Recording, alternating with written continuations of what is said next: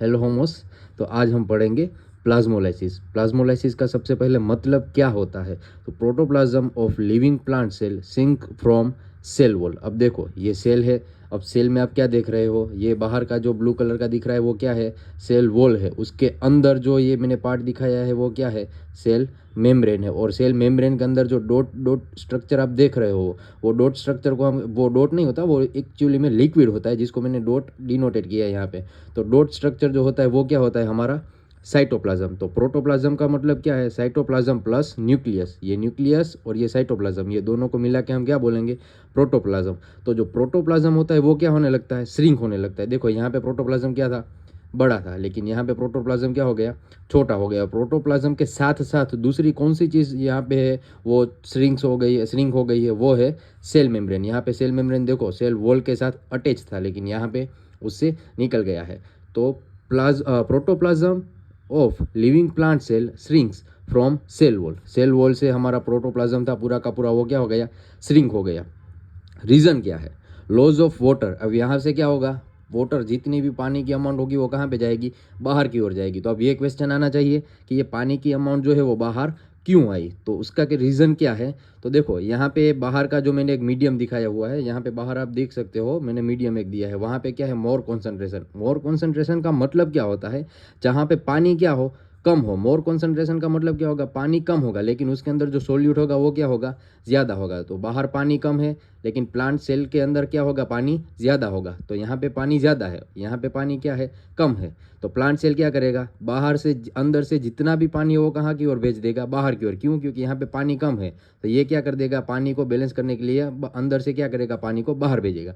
अब ये अंदर से पानी को बाहर भेज दिया तो इस वजह से क्या होगा, ये जो सेल का अंदर का जो मटेरियल होगा वो क्या होगा, श्रिंक होगा। और सेल का अंदर का मटेरियल, उसका मतलब क्या है, जो सेल मेम्ब्रेन होता है, यानी कि सेल मेम्ब्रेन को हम दूसरा बोलते थे प्लाज्मा मेम्ब्रेन, वो प्लाज्मा मेम्ब्रेन जो होता है वो क्या हो जाता है, श्रिंक हो जाता है। ये उसका रीज़न है। Reason, loss of water is known as osmosis. इसको क्या बोलते हैं, ऑस्मोसिस बोलते हैं। And this process is called plasmolysis. तो प्लाज्मोलाइसिस क्लियर हो गया।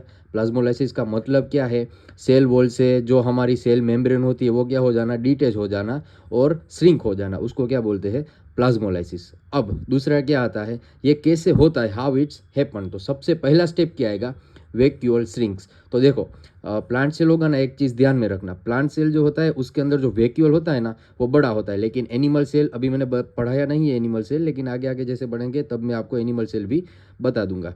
तो एनिमल सेल में क्या होती है, वैक्यूअल छोटी होती है, लेकिन प्लांट सेल में क्या होती है, वही वैक्यूल बड़ी होती है। तो सबसे पहला क्या होगा, वैक्यूअल श्रिंक। अब वैक्यूअल जो है यहाँ पे दिखाई दे रही है रेड कलर की, ये क्या है, हमारी वैक्यूअल है। तो ये वैक्यूअल श्रिंक क्यों होगी, क्योंकि यहाँ पे क्या हो रहा है, वैक्यूअल में से लॉस ऑफ वाटर हो रहा है। वाटर और दूसरे कंपोनेंट हो गए वो क्या हो जाएंगे, यहाँ से बाहर चले जाएंगे। अब वैक्यूअल क्या हो गई, श्रिंक हो गई।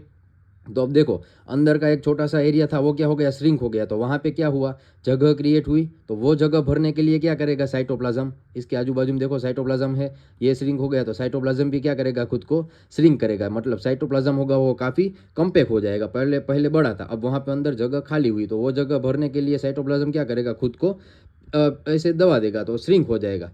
अब साइटोप्लाज्म क्या हुआ, कोलैप्स हुआ। अब दूसरा क्या होगा, तो cell membrane pulls away from the cell wall. अब साइटोप्लाज्म ही अंदर चला गया है, तो साइटोप्लाज्म जिससे जुड़ा हुआ था, जिसके साथ था, वो कौन कौन थी, हमारी सेल मेम्ब्रेन। तो वो तो अंदर आ गया, तो अब सेल मेम्ब्रेन भी क्या करेगी, अंदर आ जाएगी। तो cell membrane pulls away from the cell wall. अब सेल वॉल से सेल मेम्ब्रेन कहाँ पे आएगी, अंदर आ जाएगी। तो एक क्वेश्चन होना चाहिए। तो ये इस हिसाब से अगर हम देखने जाए तो सभी चीज़ें अंदर जा रही है, तो उसका मतलब सेल क्या होना चाहिए, पूरा का पूरा पिचक जाना चाहिए और वहीं पे फट जाना चाहिए सेल, क्योंकि ये सभी की सभी चीज़ें अंदर की ओर मूवमेंट कर रही है। तो इस वजह से सेल का जो सेल वॉल होगा वो भी क्या होनी चाहिए, टूट जानी चाहिए अंदर की ओर जाके।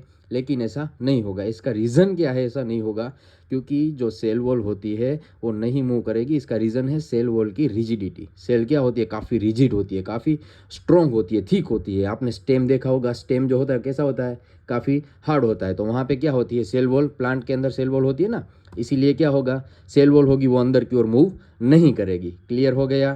तो अब यहाँ पे देखो मैंने फिगर ड्रॉ की है, तो फिगर भी आप चाहो तो ड्रॉ कर सकते हो ताकि आपको आसानी से समझ में आ जाए। जिसमें क्या है, न्यूक्लियस मैंने दिया है, वैक्यूल दिया है, सेल मेम्ब्रेन दिया है, और यहाँ पे है वो सेल वॉल है। ठीक है, मैंने CW लिख दिया है, आप क्या लिख देना, सेल वॉल। अब देखो, पहले ये सेल नॉर्मल कंडीशन में था, बाहर कोई मीडियम प्रेजेंट नहीं था। अब क्या किया, ये सेल को कौन से मीडियम ने हमें रखा, मोर कॉन्सेंट्रेशन जहाँ पे है वहाँ पे। मोर कॉन्सेंट्रेशन का मतलब क्या होता है, जहाँ पे वाटर क्या होना, कम होना, और सोल्यूट क्या होना, ज़्यादा होना।